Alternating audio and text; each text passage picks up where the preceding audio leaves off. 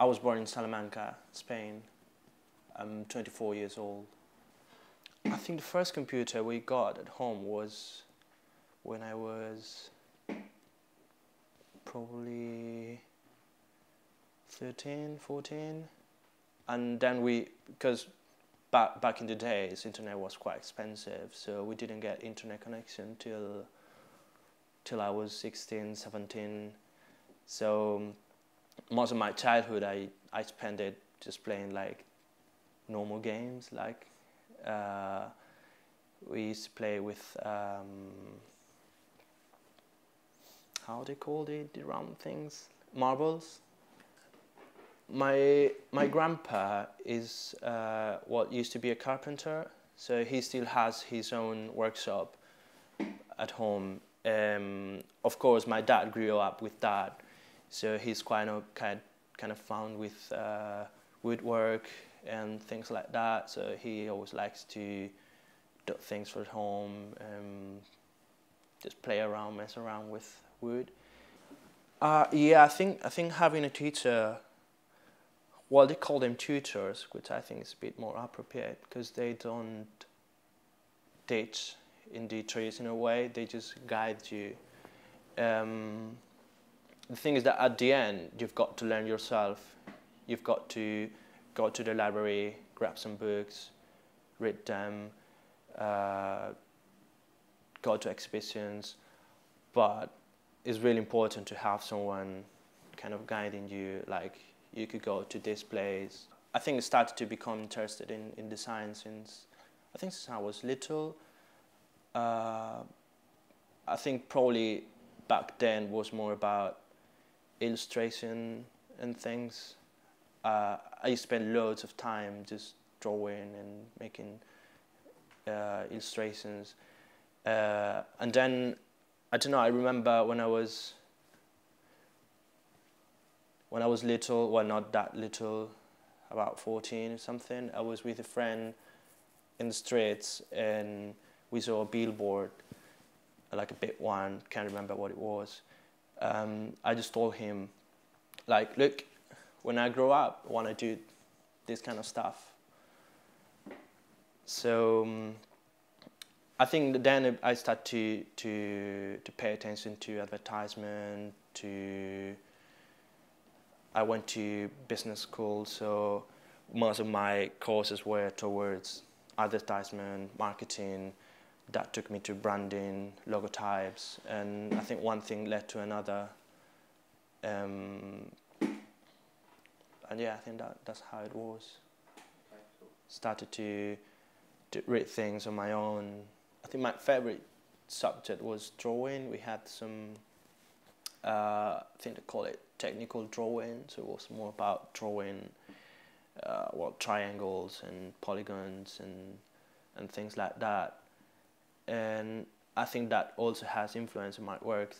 Someone said that my work is quite mathematical and clean, and I guess that's probably influenced by that.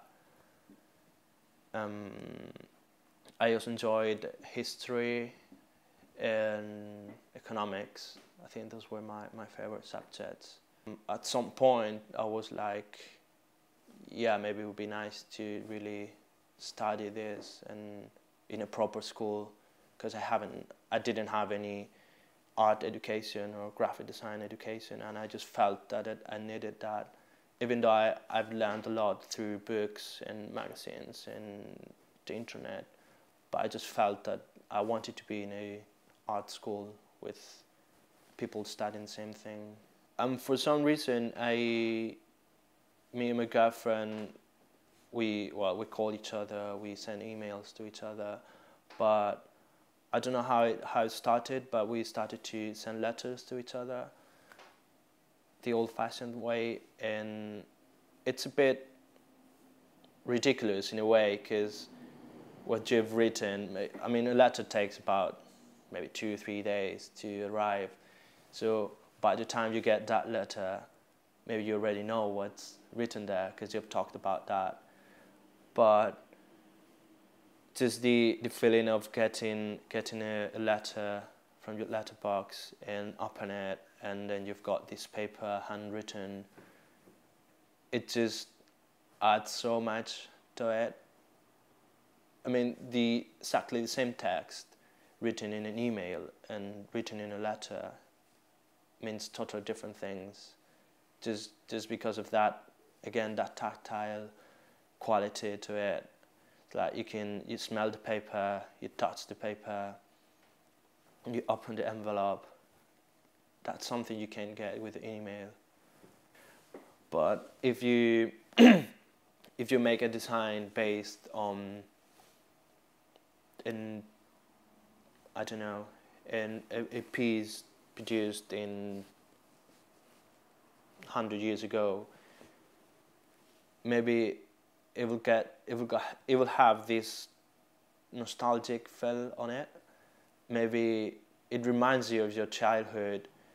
It reminds you of something you've seen in your grandpa's house. It reminds you of something you've seen, somewhere you've been. I think that connection is what makes the work based on old things interesting. Well, now with the internet you can really see everything, but it's not the same as being there and seeing it yourself with your eyes.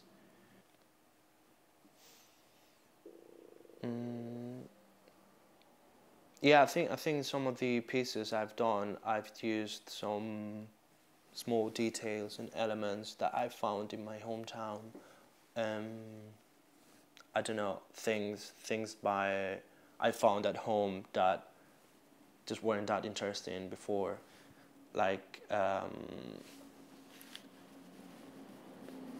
we've got at home just these very old banknotes from the 50s that have always been there at home. We've seen them, and I just took them for granted. They were just there. But when I was here and I was doing this project, I just remembered them, and I saw them with different eyes, and they were interesting again. And I've used some bits of them for some pieces.